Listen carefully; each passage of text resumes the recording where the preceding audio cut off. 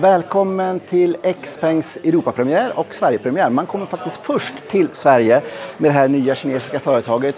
Och vad har då Xpeng gemensamt med, säger vi, Tesla, NIO, Xiaomi som inte är bilföretag, men i alla fall? Jo, alla de här företagen grundades av killar som satt när de var unga och programmerade och gjorde smarta saker. Och i Xpengs fall så gjorde han en Kinas bästa webbläsare som köptes av Alibaba. Och han fick, när han var 37 år gammal, fick han 4,3 miljarder dollar. Han vill inte fortsätta göra sådana här tråkiga saker som webbsidor. Han vill göra bilar som alla andra. Så det är liksom biljardärernas lekstuga att göra bilar. Så att vi ska titta lite på de här 2 första bilarna som visas i Sverige. Och vi ska prata lite mer om historiken, för det här är väldigt spännande. He Xiaopeng, han föddes 1977. Och han hade som mål att vara miljardär före 40, och han klarade det med 3 års marginal.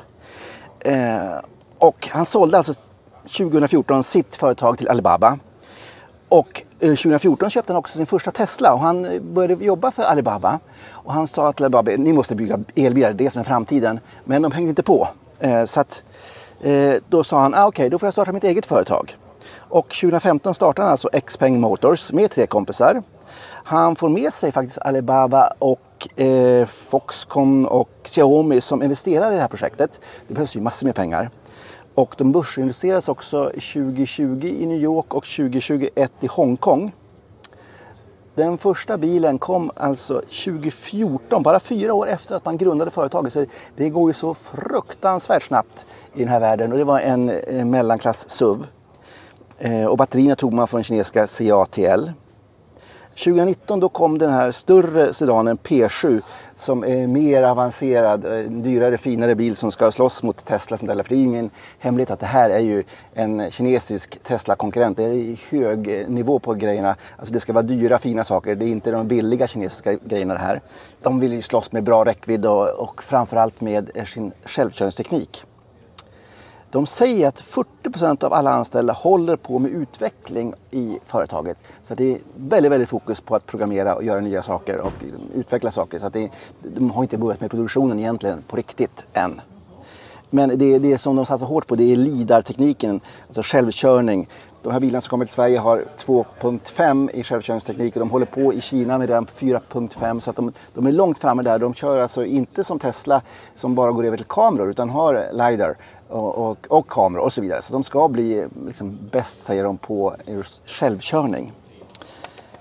Och en intressant sak är faktiskt att Xpeng, de började, när de tog fram sina bilar, då använde de Teslas mjukvarukod. Som Tesla också sa när de släppte sina grejer, sa: använd gärna vår teknologi för att få igång nya företag, elbilsföretag. Så att mycket av tekniken är baserat på Teslas kod. Och det är spännande. Och den är ju gratis att använda, så det var smart också av Xpeng att använda den. Bra teknik som är gratis. Och han tog också med sig faktiskt en kille som var expert på självkörning från Tesla. Och så blev det ett litet bråk där och det blev stämningar och saker. Och den här killen, han erkänner faktiskt att han tog saker från Tesla. Men Xpeng har inte använt, sägs det, den här tekniken som han tog med sig från Tesla egentligen. Så att man kör sitt eget system. Och man har ett långt gående projekt faktiskt också med självflygande bilar. Alltså en konkurrent till vår krönikör Peter Hernströms Jetson. Så man ser i framtiden att det ska bli flygande saker. Så är det. Men nu ska vi titta på bilarna. P5 och alltså, läderkvaliteten känns väldigt bra. Det känns premium. Benutrymmet som ni ser är väldigt, väldigt bra. Jag sitter faktiskt bekvämt, kanske lite lågt, men bra sikt framåt. Bra takhöjd. Det här räcker utmärkt för vuxna baksätet.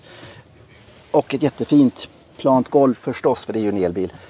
Så att, och jag gillar att ta på det här lädret faktiskt. Det känns skönt och fint, men jag vill hoppa där fram naturligtvis. Första gången jag kliver in i framsätet här. Vad säger vi det? Oj, jag sitter väldigt långt bak. Så. Upp. Bra med utrymmen här framme också. En trevlig sittställning. Snygga. De här tycker jag var väldigt snygga. Små diskanterna antar jag. fina detaljer. Här är väl en kamera som förmodligen övervakar vad jag gör och hjälper mig med min självkörning och andra saker. Ett stor fin skärm i mitten. Vad ska vi säga om den? Vet inte faktiskt. Navigationen. Jag tror inte allting är uppe och funkar här. Laddare ska vi se om de är uppdaterade. Här är i alla fall en liten laddning av mobiltelefonen. Jag kan justera ratten. Så. Men inte i längsled, märkligt nog. Bara höjdled, det var väldigt konstigt. Då måste jag ha den väldigt högt upp för att kunna se någonting framåt. Så det var lite faktiskt lite besvikelse att man kan använda här ratten så här. Ja, vi får gå in i det här hur infotainment funkar lite längre fram när vi ska köra bilen. Det ska vi göra ganska snart, hoppas jag, det har de sagt. Men detaljkvaliteten och sittställningen är fin. Ja, den känns trevlig den här bilen. Xpeng säger att de tycker att den gamla bilindustrin har fokuserat på hårdvara och man ska ju, Xpeng ska fokusera på mjukvara, vad bilen kan göra för dig och så vidare. Och det ska inte vara några kompromisser. Och deras payoff är intelligently moving your world och det är ganska flummigt. Och de säger att de har 5 stycken olika varumärkespelare och de är intelligent, tillförlitlig, upplevelse, framtid och hållbar. Det är ju bara massa flum skulle jag säga. Och det betyder att man inte egentligen vet en enda sak man ska vara bäst på. Så att, det är hela smörgåsbordet av saker och ting som man ska säga för att vara populär idag. Så den säger jag lite tummen ner på. Men det de har varit duktiga på och koncentrerat sig väldigt mycket på det är att hela tillverkningen ska vara hållbar. Och enligt MSCI så har man, säger Xpeng i alla fall, det högsta betyget i att tillverka bilarna hållbart med vad gäller energiförbrukning och så vidare. Förmodligen också råvaror och sånt där. Så att man ska vara väldigt, väldigt duktiga på det här med att göra hållbara tillverkade bilar också. Inte bara att bilarna inte släpper ut någon energi när man kör eller avgaser när man kör, utan hela cirkeln ska vara bra. Xpengs första modell P5 är ju en sedan som är konkurrent till Model 3. De hade ju en SUV som de kunde tagit hit, men jag tycker det är ganska smart att man tar en sedan som har lägre förbrukning. Den har faktiskt, säger de, 14,2 enligt VLTP och det är väldigt, väldigt lågt. Och man gör sina motorer själva. Låg luftmotstånd, jag vet inte vikten än, men låg förbrukning och den går 46 mil på 64 kilowattimmars tillgänglig elektricitet. Bagageutrymmet är ju inte jättestort, 450 liter, ganska lågt, mörkt. Ser inte ens om det går att fälla hela vägen. 70 liter under här i baljan. Ja, det är ju inte en jätterymlig familjebil, men och ett ganska lågt gap. Vi får se om Sveriges bilköpare vill ha den här sedan. Om det blir en sedantrend helt enkelt. För de kinesiska biltillverkarna verkar satsa hårt på sedaner. Ja, det går alltså inte att fälla hela baksätet. Vilken stor plump måste jag verkligen säga. Det finns bara den här lilla luckan för att stoppa in skidor eller någonting långt. Inte riktigt Sverige-anpassat än. Laddning är viktigt. 11 kilowatts hemmaladdning, men snabbladdningen är bara 80 kilowatt. Och det är inte speciellt snabbt förstås, och 10-80% ska gå på 45 minuter. Jag har sett tester som har visat ungefär på över en timme, så att vad det gäller snabbladdning var inte alls med i matchen. Men en förklaring till det som kanske kompenserar, det finns här under. Och det är då motorn som Xpeng gör själva, och den har drygt 200 hästar och väldigt snål förbrukning, alltså 14,2 enligt VLTP påstås det. Så att den ska ju vara snål och fin så vidare. Men ingen Frank heller. Så att man undrar liksom, har de tänkt till och använt elbilarnas all potential med den här bilen? Ingen Frank, inte så snabb laddning. Jag tror att det finns lite utvecklingspotential här, men vi får ju se när vi kör den. Så ska vi se, där. Priset är inte färdigt än. Vi gissar på att den hamnar runt 500-600 000. Man siktar alltså på Model 3, Teslan. När man kliver in i den här bilen, då känns det som att den är lite mer high-end. Lyxigare, välbyggd, lite mer liksom komfort, finare detaljer. Samtidigt som elbilstekniken är mer low-end. Så vad vill du ha egentligen? Jag tror att de här kommer bli mycket, mycket bättre om några år faktiskt. Den här bilen togs fram i Kina under covid, så att det fanns ju ett större behov av att kunna vara distanserad från andra och kanske komma ifrån sitt hem ibland. Så att den kinesiska versionen finns det en stor skärm som kan åka upp där. Det finns en projektor här i taket så man kan ha den här som sitt andra hem, som sin biofåtölj, sitta, dricka och äta lite popcorn och ha lite mysigt. Jag tror att en sån finess skulle göra en snackis även i Sverige. Så vad Xpeng behöver, skulle jag säga, det är att någonting som säger det här. Jag tittade på Xpeng idag, vad var grejen? Jo, det var det här. Och så berättar man den här skojiga storyn om biosalongen. Det som man egentligen säger att man jobbar på, det är att det ska vara en hållbar tillverkning. Det ska vara den snälla tillverkaren som har bra anställningsförhållanden, som tillverkar med inga CO2-utsläpp och så vidare. Och det är svårare att kommunicera, tror jag, för folk vill ha den här produkten. Sen så är det jättebra om det känns bra att man köper en bil som är just snäll mot miljö och människor. Och lite skojigt är ju att det är en kinesisk tillverkare som säger det, att vi är den snälla tillverkaren som tar hand om människor och miljö och klimat och alltihopa. P7 finns ju en Wing Edition bara för att visa att man kan vara knasiga. Men den kommer inte säljas i Europa.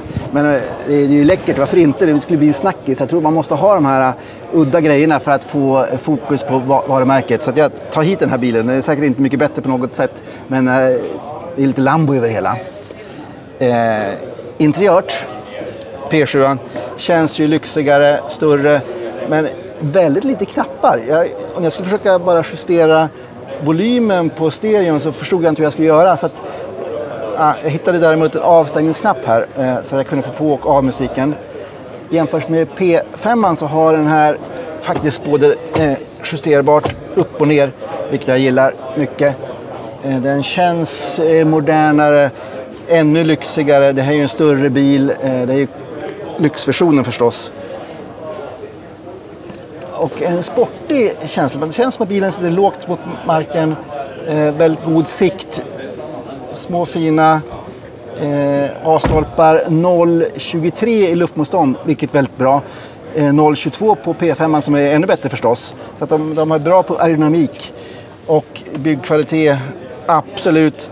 Men jag tror att det tar ett tag innan man vänjer sig med hela infotainmentsystemet och justerar alltihopa. För det finns inga knappar eller till exempel för stolsvärme eller så vidare. Så att det tar nog ett tag innan man är helt inspelad på det här. Men å andra sidan, Tesla är ju inte bättre på något sätt där. Däremot så känns det välbyggt och lyxigt som det ska göra den här bilen. Baksätet då, ska vi se den här Tesla Model S-utmanaren som vi får säga måste det här vara. Instinktivt säger jag att det här är sämre än i 5:an, lillbrorsan i Xpeng. Det är ganska kort dyna och jag får inte in fötterna under framsätet. Det blir ingen bra sittställning här. Nej, det är som i faktiskt Tesla Model S, dåligt baksäte. Däremot ser jag att det finns högtalare här fram i nackstöden och högtalare här överallt. Så det är säkert en väldigt bra stereoanläggning i den här bilen. Sen så finns det dock en fördel med den här bilen mot P5. Det ska vara lastningen. Men här har just den här bilen inget genomlastningslucka. Däremot så ska baksätet kunna gå och fälla. Så att det blir ju en bättre familjebil tack vare det. Så är det. Vi tittar bakifrån där. Bakluckan öppnas antingen med nyckeln eller inifrån bilen. Det finns ingen knapp på luckan, ingen sparkfunktion än. Lågt gap, 440 liter. Alltså inte större faktiskt än P5. Men det blir 915 liter om man fäller fram ryggstödet där. Så att det är en bättre packbil det här. Men jag tror inte att de här som går runt med barnvagn kommer köpa den här bilen. Så lätt att fälla. En liten tröskel här. Men som sagt, man behöver det här. Men här sitter det fast. Man kan inte det blir ingen bra kombi det här. Det är ingen bra lastbil. Stora P7 har ju faktiskt en frunk. Jag vet inte om den finns även på den fyrhjulsdrivna versionen. Men den här bilen som är här har en frunk på 66 liter. Och det måste man ju ha för att kunna bli av med laddsladden någonstans. Ja, men exakt. P7 finns i 2 versioner. Bakhjulsdrift 200 hästar, fyrhjulsdrift 430 hästar. 430 hästar går 0-100 på 4,5 sekunder, 6,9 för den enbart bakhjulsdrivna bilen. Snabbladdningen är ju långsam, som lillebrorsan, 80 kW max och 11 kW hemma. Så det är inte riktigt med där. Däremot så är rangen 470 och 530 km. Det är lite bättre faktiskt än jag kunde tro med den här bilen. Det betyder att den har en låg förbrukning. Men alla de här siffrorna som vi säger nu, det är kinesiska bilar. Det kommer förmodligen bli förändringar, förhoppningsvis till det bättre. It's not possible to fold down the rear seat, to have more space for cargo. That might be a problem for Sweden, I think. Would that be something that you could adjust? Yeah, we already feedback such information to the headquarters. Okay. Of course, we are trying to. We will have a solution based on that. Maybe for the future facelift model or something coming later. Okay. And of course, that we are providing this roof rack and roof rails, which is you can have your box on top, and that is kind of solution. Yeah. Okay, good. Yeah. Great. So, Elvis Cheng, is it? Yeah. Yeah. Elvis, is it? Were you born? Or have No. It's just an English name. Yeah. Having from my English teacher. Okay. Very early in my school, so it's You okay. thought you looked like Elvis? No. Just I'm not sure, but I'm not known Elvis that time. But now I know who is Elvis. You didn't know who Elvis was when you that time, back to the great. childhood or Yeah. school time. So, Yeah. But I know. But it's a name which is just from the beginning I have from my English teacher. So Okay. I just keep it. Yeah. So what is your Chinese name then? It's hard to pronounce. You would not like to Okay. see. But you can pronounce it. It's Xiao Guang. Shang Guang? Yes. Shang Guang? Cheng. Okay. Not? Once more? Cheng. Xiao Guang Cheng. Shang Cheng. Shang. Shang Guang Shang. Yes. Shang Guang Shang. Yeah, that is my Sort of. name. Yeah. Could you say my name then? Alrik Söderlind. Sorry, I can't remember. It's very hard. It's very hard. Yeah. So we have it. But it's Is like, it on? Yeah, is there a short name I can call? You could say Eric. Eric. Yeah. Yeah, that's much better. So we say Elvis and Eric. Yeah, Right. Eric. So- Yeah. Nice to meet you, Eric. Yeah. Nice to meet you, Yeah. Elvis. Yeah, welcome. Yeah. So welcome to Sweden and Thank you. welcome to Europe. Yeah. How come you choose Sweden as the first country? Not Norway. Yeah, but Norway actually we started first. That's outside Yeah. Europe. Yeah. You think? It's not outside Europe, but No. we started very early in Norwegian market since last year, and we launched our product there already, and we have a partner there. They are importer. But here in Sweden is the first store we are going to operate it totally by ourselves, and it's different business model here in Sweden, and also it's the first direct owned store by Expo in Europe. I think this is quite significant for us, and it's also a historical moment for us, which is, that means the real step of developing the European market is started. Yeah. You have a big staff here. You have a lot of people. How many people are employed here in Sweden now?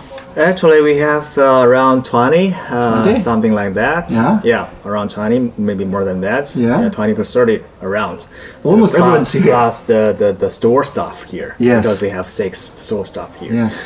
So back to the office, I think we need to, what we want is we can have a full organization, which is can be sure our operation here is professional. Also, we understand. That's why we looking.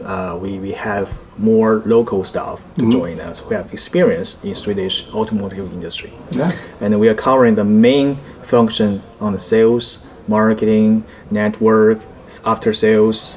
And also we have a GR, which is we're trying to have good relationship with the Swedish local government, something like that. Yes. Are you focusing on selling the cars online or at Bilia who will sell your cars, or how is that going to work? It's a kind agencies model actually. The agencies model is providing more opportunity online for the customers. You can go to our website to place an order, to check the cars, to get more information. Of course, we will have stores offline that for the customers can enter the store to test drive the cars.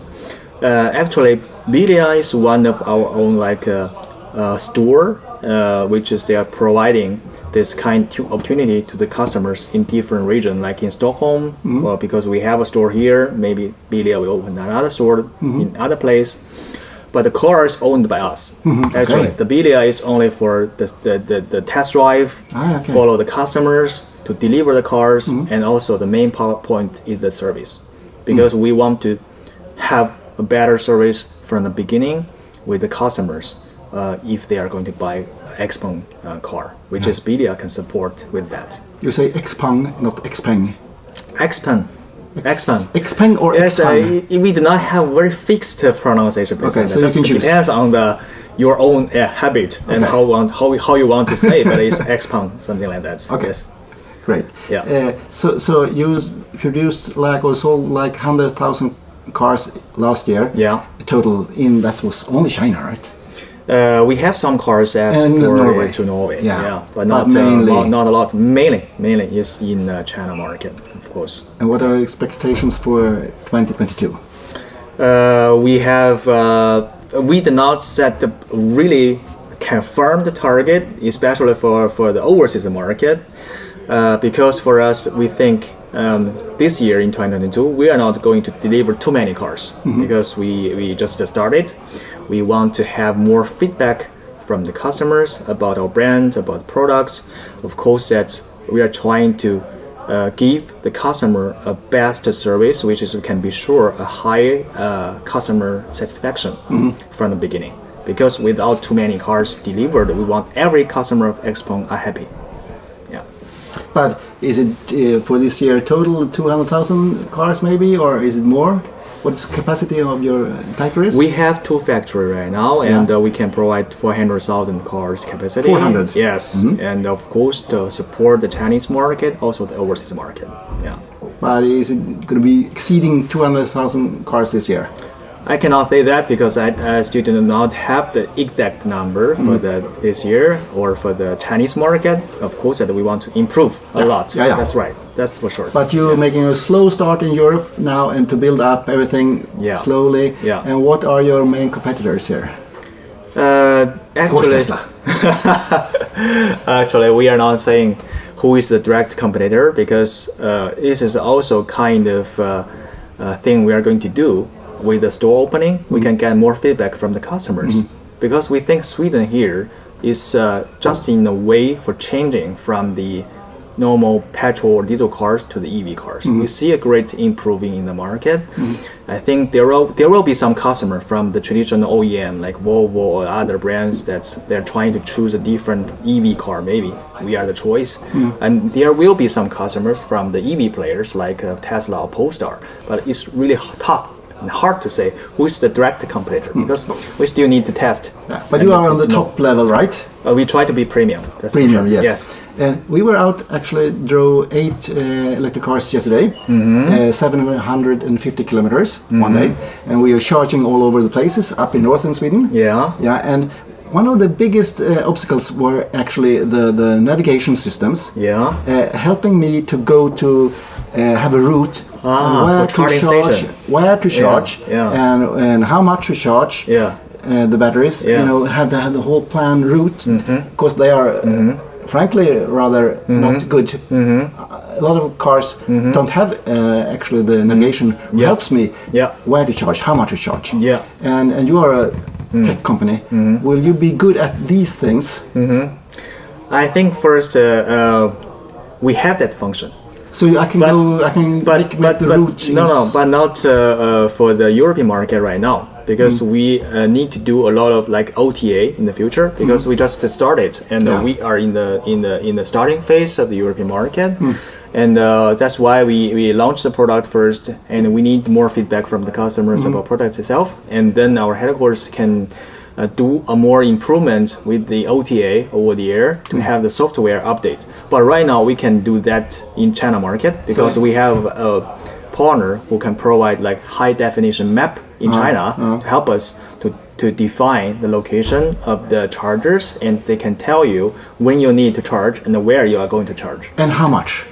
how much of charging. I mean, should I charge from 20 to 55% and then go on? Yeah. Will the car tell me that, or just? Normally, we suggested from the 30 to 80%, something like that. But the car will not say go from 32 to 67 and go on. Yeah, then he will warn you that when you have lower batteries, like 30%, he will warn you that you have only kilometers left and you need to have a charge, and there is the nearest charging station, you can find it, something like that. Yeah, that's going to be really important. Yeah, I know. To have a good system. we are keep discuss with the local suppliers, especially on the map. We are trying to optimize everything since then, and we would like to have more feedback from the customers, from the market, and can help us to do better OTA in the future. And I think our target is providing the best service, especially on software. To the customers. The biggest problem for us was yesterday was to have the route help us with the route, and the second thing was the charging experience.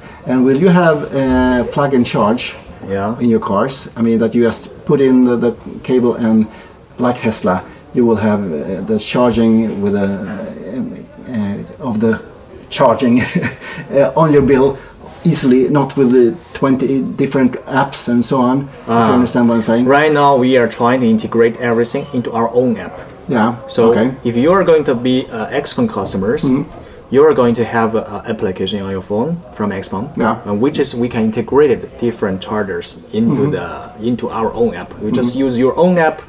You can charge the car from our cooperated public charger suppliers. Okay. Yeah. So you do not need to download every app of them, but only from this one. It's like plug surfing. Yeah. That's like plug surfing. Yes. And you will have a sort of a RF card. Yeah. We will have RF card, and also you can use the app of XPeng that you can charge your cars.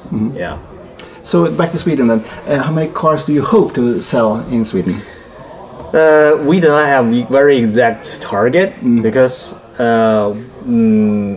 this year for us is just a starting point, which is we need to be sure every step we are moving forward should be according to our plan. That's why we opened the first store here, and what we want is to get more feedback from the customers about product. Of course, that since we start to deliver the cars, I think it will be later this year, and we cannot say how many, but we try to maintain, as I'm saying, that we try to maintain a very high customer satisfaction. That's target for us. It's not related to the numbers. Yeah. Okay. So slow start. It's slow start, but we want to start very from high level and high quality.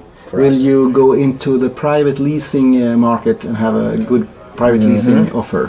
Yeah, for sure. Because if you want to be a good brand in the market, you need to provide different solutions for the customers. That's what we are doing right now. Yeah. So will you be sort of aggressive there? Or we are still designing our strategy actually. Yes, but before we deliver the cars, you will, or starting the order cars, you can see that. I think from our website or Yes, be interesting as well. That's right. What about warranties and so on? Yeah. What else the warranty in Sweden? The warranty actually we have is 5 years and 120,000 kilometers for the batteries. For battery we have 8 years. 8 years. 16,000. 8 years. Yes. And 160. Can you take that once again? So the warranty. Yeah. The 5 year. Our warranty. No. Okay. Our warranty we start from 5 years and 120,000 kilometers for the car, and 8 years for the batteries. And 160,000 kilometers for the batteries. For batteries, I don't think we need to double check, but I think it's 160.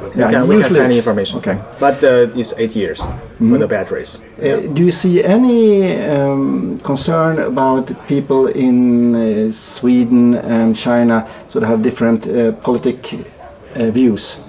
I mean, there are people that says, I don't want to buy a Chinese product now or car.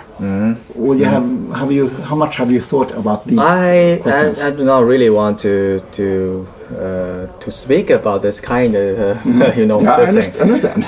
But I think what we want to do is we focus our own point, which is our own brand positioning, which is we want to provide more smart functions and intelligent options for the customers. It's the customer choices if they are going to buy us or not. But what we want to do is to provide our best product and service to the customers. Yeah, that's it. Okay. So what will be, if you have to choose one unique selling point for your cars, what is the main reason I would choose XPeng? Intelligent. Sure. What would that do to me? It can help you more comfortable, easier driving experience with the car. Yeah, but comfort is not intelligent. I mean, what would the car? How would the car be intelligent for me? I think that's in the future, if you have time or chance to drive the car, you can experience that. Because I think the software is one of the highlights or selling points for the XPeng. Because our founder, he's coming from the internet industry. And he's really familiar with the software, and we have a strong team in China. We have more than 40% of people are working on software development, and we are constructing or designing the whole platform from the bottom structure, and we can develop different functions inside the software. Like we are trying to develop the voice control system, which is it can have much better communication between the passenger and the car. Just use your voice, and of course that in the future we are providing this more autonomous driving system and function in the car, which is can help the customers, especially have long time driving. You can use the car and relax yourself with some function.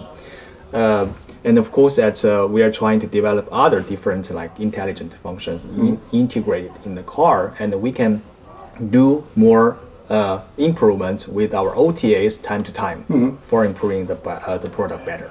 Okay. Great. So this is a smart electric car integrating with the human with us. And making the communication, interaction, something like that. And of course, as we are saying in our brand core value, is intelligently moving your world.